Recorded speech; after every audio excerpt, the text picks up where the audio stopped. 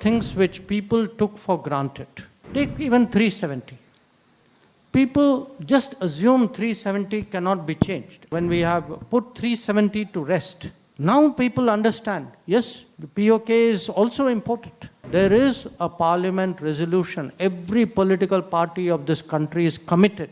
POK, which is a part of India, returns to India.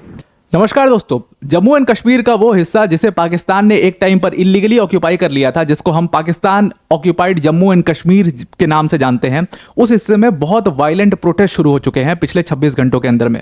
अब आपके सब दिमाग में एक सवाल आ रहा होगा कि यार ये प्रोटेस्ट तो पिछले 2-3 महीनों से चल ही रहे हैं, तो इंपॉर्टेंटली इस आर्टिकल को कवर करने का मतलब क्या है।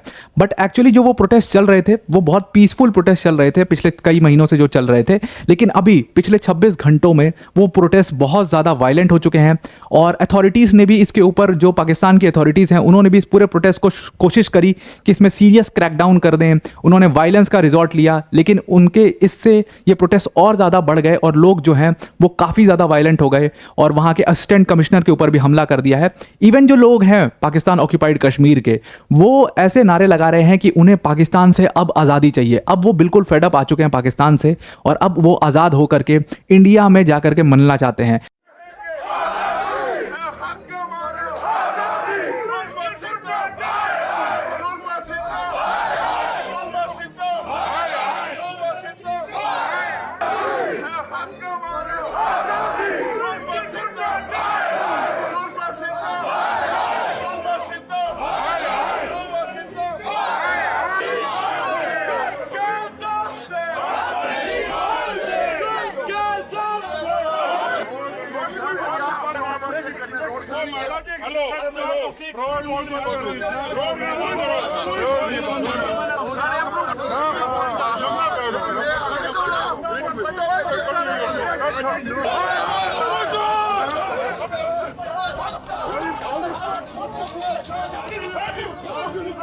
ऐसे बहुत सारे स्टेटमेंट्स, ऐसी बहुत सारी वहाँ की जो पार्टीज़ हैं उनके नेताओं के स्टेटमेंट्स लगातार वायरल हो रहे हैं। अभी पूरा इस मामले में हुआ क्या है, आपने कुछ दिनों पहले देखा था कि जो हमारे एक्सटर्नल अफेयर्स मिनिस्टर हैं एस जयशंकर साहब, उन्होंने एक कमेंट बोला था। उन्होंने बोला था कि जो पाकिस्तान ऑक्यूपाइड कश्मीर का जो एरिया है उसको हम बहुत तेज़ी से काम कर रहे हैं कि कैसे वो इंडिया को रिटर्न हो जाए, कैसे वो पूरा एरिया इंडिया के अंदर में मर्ज हो जाए, इंडिया का एक अभिन्न अंग बन जाए। जैसे इंडिया के बाकी स्टेट हैं ठीक वैसा ही स्टेट बन जाए पाकिस्तान ने जिसको इलीगली ऑक्यूपाई कर लिया था। उन्होंने कहा कि 370 जब से हटा है तब से हमारी सरकार लगातार इस चीज पर काम कर रही है कि पीओके को कैसे इंडिया का एक हिस्सा बनाया जाए। अब यहां से आप इस चीज को लिंक करिए कि हमारे डिफेंस मिनिस्टर राजनाथ सिंह जी का भी एक बयान आया था कुछ दिनों पहले। उन्होंने कहा था कि पीओके के अंदर में प्रोटेस्ट चल रहे हैं, वहां के जो लोग हैं वो एक्चुअली खुद ही पाकिस्तान के साथ नहीं रहना चाहते। वो लोग खुद कहते हैं कि हमें इंडिया के साथ मिल करके रहना है, बिकॉज हमें इंडिया की डेवलपमेंट दिखाई देती है।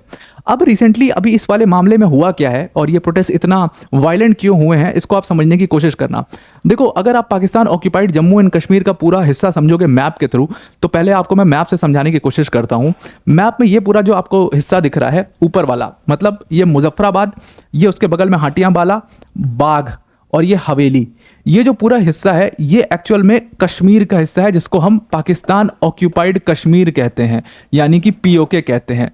और ये जो उसके नीचे का हिस्सा आपको दिखाई दे रहा है, मतलब कि ये पुंछ वाला हिस्सा, उसके बगल में ये संदोती वाला हिस्सा, ये कोटली वाला हिस्सा, मीरपुर और भीमपुर, ये पूरा जो एरिया है इसको हम कहते हैं पाकिस्तान ऑक्यूपाइड जम्मू और इसको मिला करके हम कहते हैं पाकिस्तान ऑक्यूपाइड जम्मू एंड कश्मीर। तो बहुत लोगों को ये चीज़ें नहीं पता होंगी कि कश्मीर और जम्मू का अलग अलग हिस्सा पाकिस्तान ने इलीगली ऑक्यूपाई कर रखा है। ये जो पुंछ आप देख रहे हो ना, जी हाँ, ये वही पुंछ है जो हमारे साउथ कश्मीर के एरिया में आता है इंडिया के। उसका आधा हिस्सा पाकिस्तान ने इलीगली ऑक्यूपाई कर लिया था, तो उसका नाम भी पुंछ है।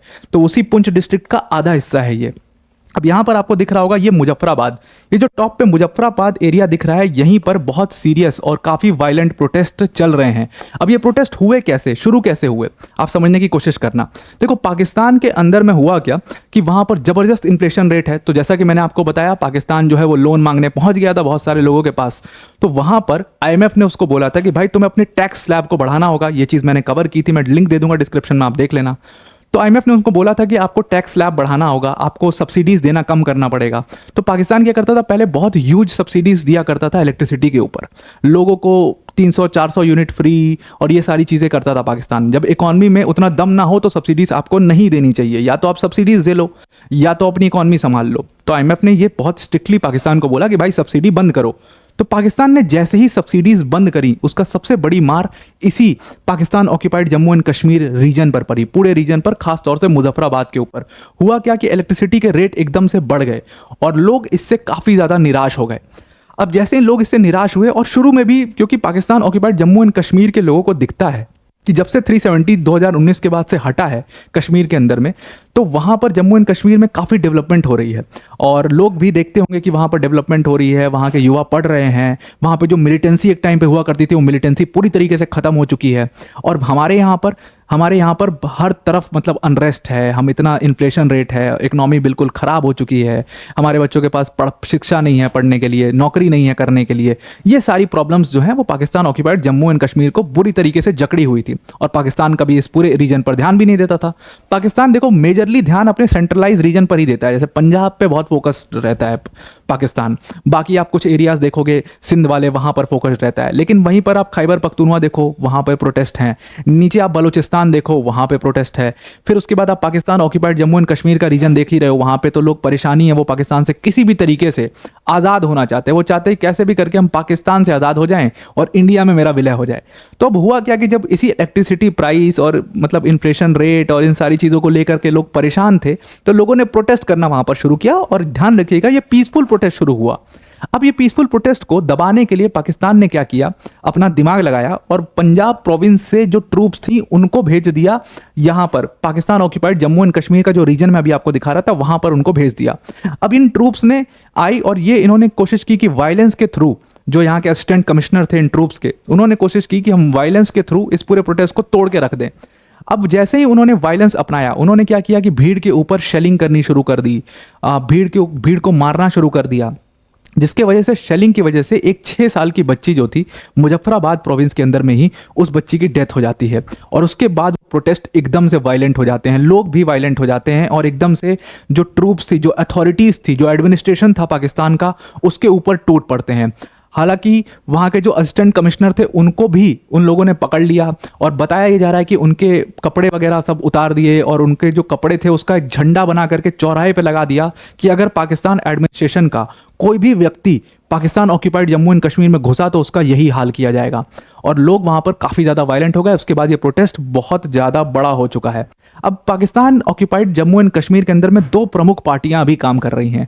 एक पार्टी का नाम है United Kashmir People's National Party और दूसरी पार्टी का नाम है जॉइंट अवामी एक्शन कमेटी। ये दोनों जो पार्टीज़ हैं इसको आप बहुत ध्यान में रखिएगा। ये दोनों पार्टीज़ जो हैं इन्होंने एकदम प्रमुखता से ये डिमांड कर दी है कि पाकिस्तान ऑक्यूपाइड जम्मू एंड कश्मीर को आप मिला दीजिए, आप आज़ाद कर दीजिए और इसको हम फिर इंडिया के अंदर में मिला देंगे। ये दोनों पार्टी ये डिमांड अभी पिछले 26 घंटों में इन्होंने ये डिमांड रखी है पाकिस्तान के सामने। क्यों रखी है, उसके पीछे का सिंपल रीज़न है कि ये लोग खुश नहीं हैं पाकिस्तान के साथ। इनको जो मिलना चाहिए था वो मिला नहीं, इनको इलेक्ट्रिसिटी टाइम पर मिलती नहीं और बिल जो है, कई लोगों का ये कहना है कि वहाँ पर इलेक्ट्रिसिटी जो है 2 घंटे आती है और बिल 14 घंटे 15 घंटे का आता है। हर चीज़ के रेट बहुत ज़्यादा हैं। जो रेट पंजाब में प्याज के हैं उससे दुगना rate Pakistan occupied Jammu and Kashmir में है। तो ऐसा क्यों, ऐसा डिस्क्रिमिनेशन क्यों किया जाता है पाकिस्तान ऑक्यूपाइड जम्मू एंड कश्मीर के लोगों के साथ? ये सारी चीज़ें लोगों ने कही और इसी को मुद्दा बना करके लोगों ने पिछले 26 घंटों में बहुत ज़बरदस्त प्रोटेस्ट शुरू कर दिए हैं पाकिस्तान के अंदर में। अब मैं यहाँ पर एक चीज़ और आपको रेखांकित करना चाहता हूँ। देखो हुआ क्या था कि अभी 2016-17 की बात है, आई थिंक ये आर्टिकल 2017 का है, हाँ 2017 की बात है, ये BBC का आर्टिकल है। यहाँ पर कश्मीर की मतलब वैली में इंडिया जो एडमिनिस्टर करता है उसको बदनाम करने के लिए पाकिस्तान ने एक बड़ी भद्दी हरकत करी थी यूएन के अंदर में। जो पाकिस्तान की रिप्रेजेंटेटिव थी जिनका नाम था मलिहा लोधी, ये मलिहा लोधी बेसिकली इन्होंने एक फोटो प्रेजेंट करी यूएन के अंदर में और इस फोटो में इन्होंने कहा कि भाई यहाँ पर आपको जो बच्ची दिखाई दे रही है उस फोटो में एक बच्ची थी जो कि घायल थी। इन्होंने कहा कि ये जो बच्ची घायल है इस फोटो में वो कुछ शेलिंग की गई है इंडियन आर्मी द्वारा और उस शेलिंग में वो बच्ची घायल हो गई है। तो कश्मीर में जो इंडिया है वो बहुत बुरा बर्ताव करता है लोगों के साथ, ऐसा उन्होंने प्रेजेंट करने की कोशिश करी। ये मामला उठाया यूएन में। अब यूएन ने जब उस फोटो की जांच करी थी तो वहां पर शॉकिंगली ये निकला कि वो मॉब्ड फोटो थी, मतलब एडिटेड फोटो थी।